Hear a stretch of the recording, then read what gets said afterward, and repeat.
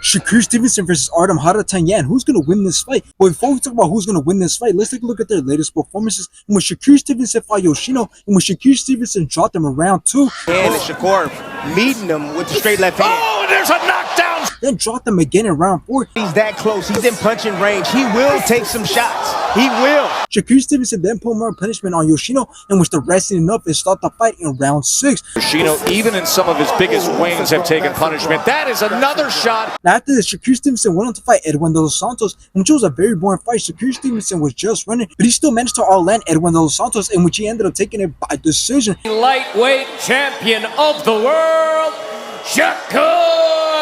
Let's take a look at Artem's latest performances, in which he fought Humberto Galindo, in which Artem landed some great shots, dropped them in round 4.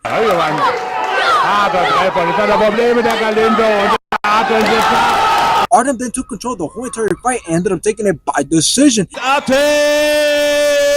Harutyunyan! After this, Artem went on to fight Frank Martin, in which Frank Martin blocked him in round 6. Now Martin is really unloading, and there he has Harutyunyan hurt. Frank Martin then put more punishment on Artem and made Artem take a knee in round 12.